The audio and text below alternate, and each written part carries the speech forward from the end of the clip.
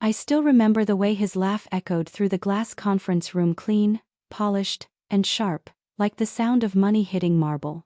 I had just finished my interview, nervous hands clutching the resume I'd rewritten a dozen times. "You?"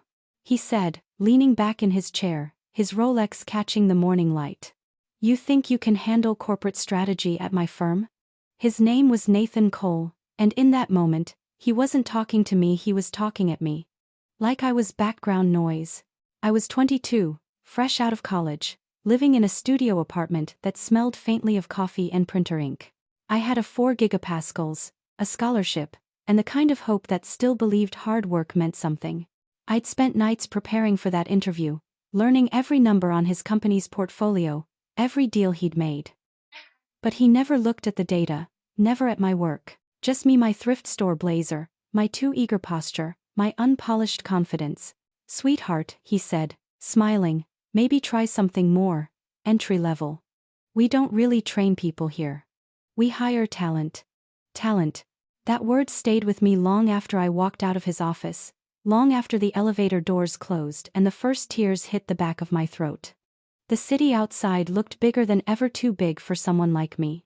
I stood on the sidewalk, clutching that same resume, the ink starting to smudge from the sweat on my palms. People brushed past me in their tailored suits and perfect shoes. I felt invisible. That day, I promised myself something: I'd never ask for a seat again. I'd build my own table. The next few months were brutal. Rejection letters piled up. Rent notices, too. I worked part-time at a local coffee shop near downtown, pulling double shifts and taking night classes in business analytics. I'd get off work at midnight, my hands smelling like espresso and detergent, and then sit at my kitchen counter watching startup videos, until my eyes burned. Every story I read about founders began to feel like oxygen. They all had the same thing: someone who told them they weren't enough. I had mine. It started small, a freelance gig managing social media for a local law firm. Then another. Then a small restaurant chain. Within a year, I'd built a quiet rhythm. Clients came through word of mouth. I wasn't rich, but I was learning. I built a spreadsheet to track revenue. I made mistakes. Big ones. One client ghosted me on a $2,000 payment, and I cried until 3 a.m. But I didn't quit. Somewhere between the invoices and late nights, I found something better than confidence. Competence. By 26, I'd launched Stratwise Digital, my first company, a strategy and branding agency run from a spare bedroom. I hired 2 part-timers and a designer who believed in me more than I believed in myself. We focused on helping small businesses scale, real people who didn't have million-dollar budgets, just ideas and hunger. The same year, we landed our first 6-figure contract. I cried again, but this time, it was because I finally felt like I'd stepped into something real. Years passed like that: slow, deliberate, unglamorous growth. And then one morning, my assistant dropped a portfolio on my desk. "Potential acquisition," she said. I flipped it open and froze. On the cover was a logo I knew too well. Cole and West Partners. Nathan's firm. The same man who laughed at me across a glass table 8 years ago. My chest went still. The irony wasn't lost on me. My company had grown into a $72 million powerhouse, global clients, 400 employees, branches in 3 cities. We specialized in corporate restructuring, turning failing companies profitable again. And Nathan's firm was bleeding cash. A scandal, an exodus of clients, lawsuits piling up. The board wanted out. They'd already sent over their valuation. My team was recommending we acquire the assets, restructure, and absorb their clients. To them, it was just another business move. To me, it was poetic math. That night, I couldn't sleep. I sat by the window of my penthouse, the city lights reflecting in the glass, remembering that interview. His smirk. The condescension. The sound of my own heartbeat when he said I wasn't talent. My hands shook, not from anger, but from how full circle it all felt. I'd built everything from the same humiliation he'd handed me. And now, I was about to buy the company he once used to measure my worth. The meeting was scheduled for Friday, 10 a.m. Same building. Same floor. When I stepped into that boardroom, I wasn't the intern applicant anymore. I was the buyer. The air smelled like citrus polish and anxiety. Nathan sat at the far end of the table, older now, his hair thinner, the arrogance dimmed but still flickering. When he saw me, his jaw tightened. "Lydia," he said, his tone neutral but his eyes full of disbelief. "You're leading the acquisition." I smiled politely, the kind of smile I'd learned from people like him. Controlled. Sharp. "Actually," I said, sliding the papers across the table, "I'm finalizing it." He didn't say anything for a long time, just stared at the documents that once would have been his salvation. "You've done well," he said finally, voice low. "Didn't expect you to climb this high." "I know," I said. "You didn't." The signing took 20 minutes. Silence. Pens scratching. Papers shuffling. Then it was done. The firm he'd built, the name he'd once made me feel small under, now belonged to me. When I stood to leave, I looked at him one last time. "You told me to find something more entry-level," I said softly. "I did. I started at the bottom, and I bought the floor." Outside, the sun hit the glass tower, and for the first time, I didn't feel small standing under it. I wasn't the intern anymore. I was the empire. The news broke 2 days later. Stratwise Digital acquires Cole & West in $72 million deal. It was everywhere. LinkedIn feeds, financial blogs, even a segment on local TV, showing a stock photo of Nathan shaking hands with a mystery buyer whose face they hadn't yet confirmed. My assistant knocked on my office door, holding a tablet. "It's trending," she said. "Do you want to comment?" I leaned back in my chair, watching the live feed of reporters crowding outside Cole & West's headquarters, now my headquarters. Nathan was there, giving a statement. His voice was calm, but his smile didn't reach his eyes. "It's a strategic merger," he told them. "I'm confident our firm will thrive under new leadership." His tone was rehearsed, like someone reading a eulogy for their own career. I didn't respond to the press. I didn't need to. My silence was louder than any headline. That afternoon, I toured the building, the same building I'd once walked into for that humiliating interview years ago. My heels clicked against the same marble floors. The same glass doors, the same sterile scent of lemon and money. Only this time, the receptionist stood up when I entered. "Good morning, Miss Carter," she said.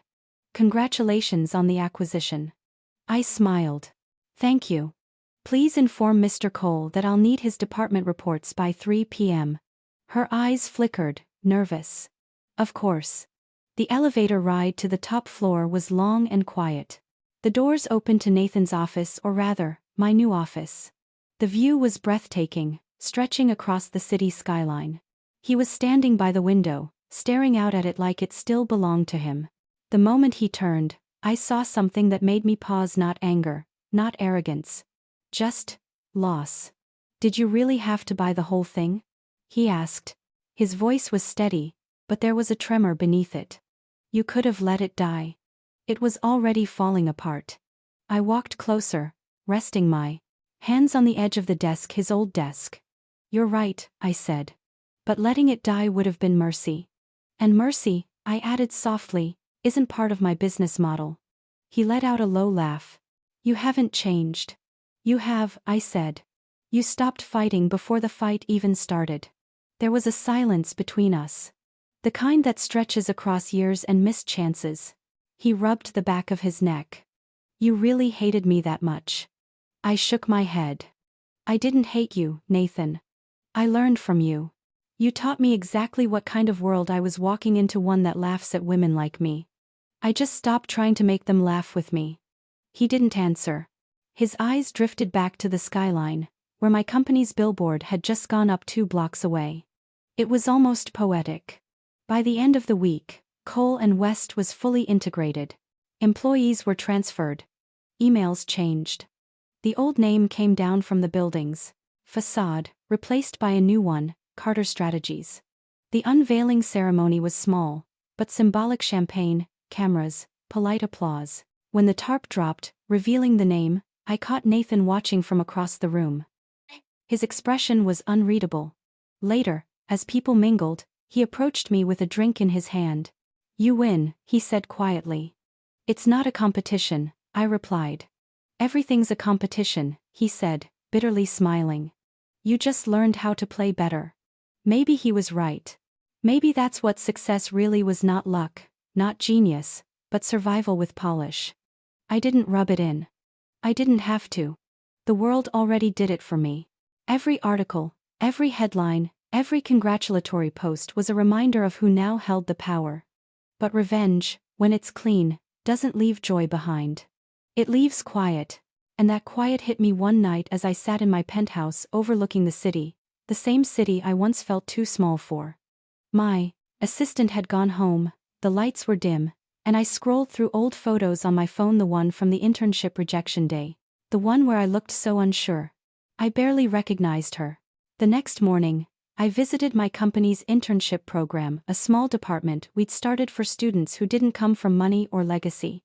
A young woman sat nervously in the lobby, tapping her foot, resume trembling in her hands. She looked exactly how I had looked once. I smiled and walked over. "First interview?" I asked. She nodded. "I don't think I'll get it," she whispered. "Everyone else here seems richer." I crouched slightly to meet her eyes. "Let me give you a secret," I said. "Talent doesn't announce itself with designer shoes. It shows up, works harder, and waits for everyone else to underestimate it." She smiled, a flicker of hope lighting in her eyes. "You really think so?" "I know so," I said. "Because once upon a time, I was you." Later that day, when I returned to my office, my assistant informed me Nathan had officially resigned. No goodbyes. No press release. Just a simple note on company letterhead: "Congratulations, Lydia. You built something real. Nathan." I stared at the note for a long time before setting it in my drawer. Not out of sentimentality, but closure. The kind that doesn't need to be loud to be complete. Months later, during a business summit in New York, a reporter asked me what motivated my success story. "Was it revenge?" she asked, half joking. I smiled. "No," I said. "Revenge is temporary. Ownership is forever." When the applause faded, I looked out at the crowd, suits, cameras, ambition everywhere. And somewhere in the back of my mind, I could still hear that old laugh echoing. The one that once made me doubt myself. Only now, it was faint, irrelevant. Drowned out by the sound of my own voice. Signing million-dollar deals in boardrooms that used to turn me away. Because when they laugh at you, they're really just giving you a soundtrack for your comeback. And mine. It was worth $72 million. The first time I sat in the CEO chair, I didn't feel powerful. I felt quiet. The kind of quiet that comes after a storm, when the air still hums with electricity but nothing moves. My assistant had left for the night, and the office was dark except for the city lights leaking in through the glass walls. That's when it hit me: I had done it. I had crossed the invisible line between trying and arriving. But the strange thing about success is that it doesn't always feel like victory. Sometimes, it feels like standing in a room full of echoes.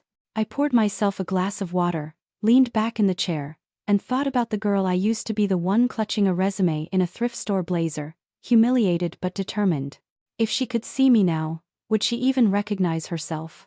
Would she believe that the same man, who laughed at her once, would one day sign over his company to her? Maybe. Maybe not. But I knew one thing for sure: every late night, every doubt, every rejection had turned into bricks beneath my feet. And I'd built an empire on them. The next morning, I flew to Chicago for a leadership summit. Panels, speeches, endless introductions, all blending into the same blur of polished ambition. During one of the sessions, a man in his 50s approached me. "You're Lydia Carter, right?" he asked, shaking my hand. "I was Nathan Cole's mentor once. He used to talk about you, after everything." I raised an eyebrow. "Really?" He nodded, smiling faintly. "Said you were the only person who ever scared him, not because of anger, but because you were proof he'd underestimated the wrong woman." That stayed with me, not as validation, but as clarity. For so long, I thought revenge was the goal.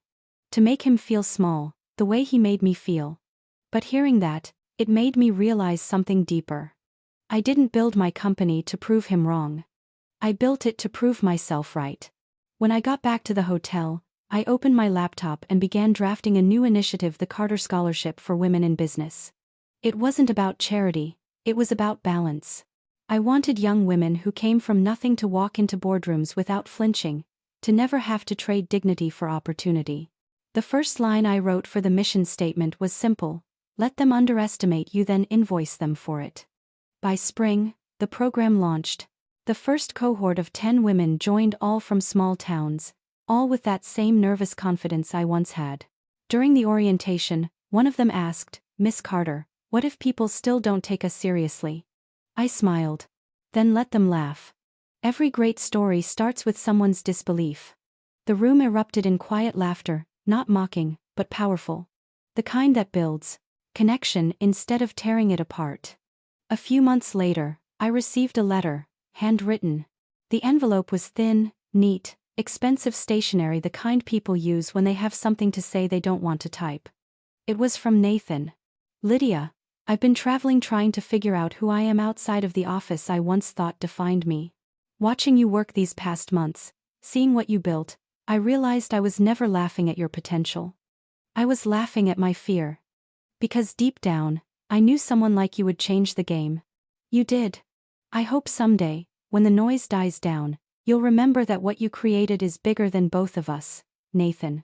I sat with that letter for a long time. Maybe it was closure. Maybe it was confession. Maybe it was just too late. But it didn't matter.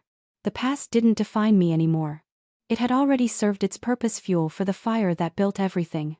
2 years passed. Stratwise Digital, now Carter Strategies, expanded into 5 cities. We'd become the top consulting firm on the West Coast. One afternoon, I stood on the rooftop terrace of our new headquarters, watching my employees laugh over lunch. The skyline shimmered, sunlight catching on the glass towers that once made me feel small. A voice behind me broke the moment. "You know," my CFO said, joining me, "you could retire right now and live 10 lives comfortably. You've already won." I smiled, still watching the city. "Winning isn't the point," I said. "Building is." He laughed. "Spoken like a woman who doesn't sleep enough." "Spoken like a woman who remembers where she started," I replied. Later that evening, when the building emptied and the city turned gold with sunset, I walked through the lobby alone. My reflection caught in the glass, confident, older, calm. I stopped for a second, almost expecting to see that younger version of me in the reflection, the girl with shaking hands. And too much hope.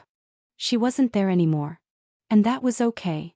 When I reached the revolving doors, I caught sight of a young intern rushing in, clutching a folder, her ID badge swinging wildly. She looked terrified, like she might cry. I smiled, holding the door open for her. "Don't worry," I said. "You're not late. You're just early for something great." Her shoulders relaxed, and she nodded with a nervous grin.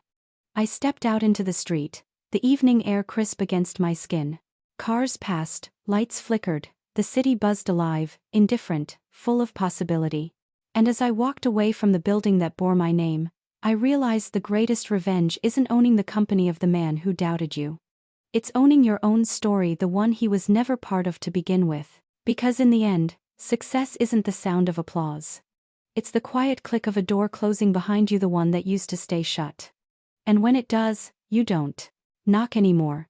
You build a better one next door, and put your name in gold on the front. The first real moment of silence came 3 years later.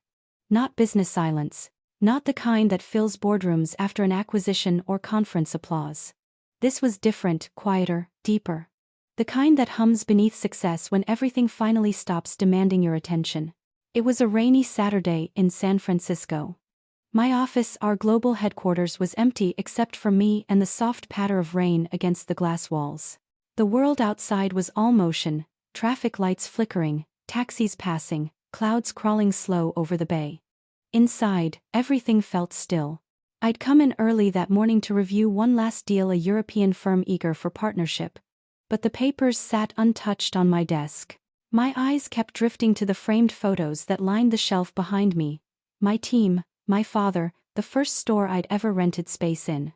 And then, one picture I hadn't looked at in years, a screenshot. It was the old article headline: Carter Strategies acquires Cole & West for $72 million. I kept it not out of vanity, but as proof. Proof that humiliation could evolve into momentum. That laughter could build empires if you learned how to redirect it. The door opened softly. It was my head of HR, Jenna, loyal, sharp, and brutally honest. "Sorry to interrupt," she said. "We just finalized the mentorship program results. The one for the Women's Initiative." I smiled. "The Carter Scholars." She nodded, handing me a list. "You might want to see who made the top 10 this year." I scanned the names, one by one. And then I stopped. The 7th name hit me like a heartbeat. Nora Cole. My eyes widened. "Nathan's daughter?" Jenna nodded. "Apparently, she applied under her mother's name at first. We didn't know until the interviews. She's good, Lydia. Very good. Top of her class at NYU. You taught her, even if you didn't mean to." For a moment, I said nothing. Just stared at the name. The universe has a strange sense of symmetry. "Invite her to the headquarters," I said finally. "Tell her she's got the scholarship. And let's see if she wants to intern here this summer." Jenna smiled knowingly. "You sure?" "Completely." After she left, I sat back and let the irony settle in. Nathan's daughter. The child of the man who once told me I wasn't qualified enough to learn under him, now about to learn under me. Life doesn't repeat itself. It rewrites. The next month, she arrived. Quiet, polite, driven. She carried the same uncertainty I once did, always careful not to take up too much space. The first time we spoke, she was trembling. "Miss Carter," she said, voice small, "my father told me about you once." "Oh?" I asked, curious. "He said you were the smartest mistake he ever made." I didn't laugh. I didn't even smile right away. But deep down, I felt something loosen, a thread that had been pulled tight for years. "Nora," I said gently, "you tell your father that sometimes mistakes are the best investments." She grinned. "He already knows." Over the next few months, she flourished. Sharp instincts, fast learning, fearless questions. Watching her work was like seeing my younger self through a clearer lens, but this time, with guidance. No one laughed at her. No one underestimated her. And for the first time, I realized what real power felt like. It wasn't acquisition, it wasn't wealth. It was impact. One evening, after everyone had gone home, I stood by the window watching the city again. The rain had stopped. The sky burned orange against the skyline, the kind of color that makes you remember your own beginning. I thought about Nathan, how his arrogance once shaped my fire. I thought about the girl I used to be, clutching a resume outside his office, feeling like the smallest person in the world. I wished I could tell her that someday. Even the people who doubted her would end up sending their daughters to her for guidance. But the truth was simpler. She wouldn't have believed me anyway. A week later, during a leadership event, Nathan attended as a guest invited by one of our partner firms. We hadn't seen each other in years. He looked older, softer somehow. Less polished, more human. When our eyes met across the room, he nodded slightly. No bitterness. Just understanding. During the closing remarks, the host called me on stage to speak about redefining leadership.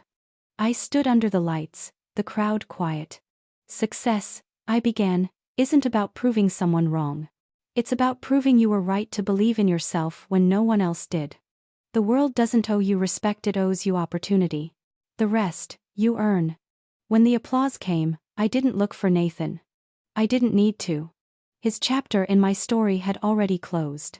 That night, after the event, I walked along the pier, heels clicking against the wet wood, city lights rippling across the bay. My reflection shimmered beside me in the water, older, calmer, finally complete. For years, I'd chased revenge disguised as ambition. But somewhere between the boardrooms and the balance sheets, it transformed. It became purpose. I paused at the edge of the pier, the wind tugging gently at my coat. Below, the water glimmered like liquid gold under the streetlights. Revenge is loud. Redemption is quiet. And mine? It sounded like peace. When I turned back toward the city, I wasn't the girl he laughed at anymore. I wasn't even the woman who bought his company. I was something far greater, the woman who rewrote the ending. And in the skyline's reflection, for just a moment, it almost looked like it was applauding back.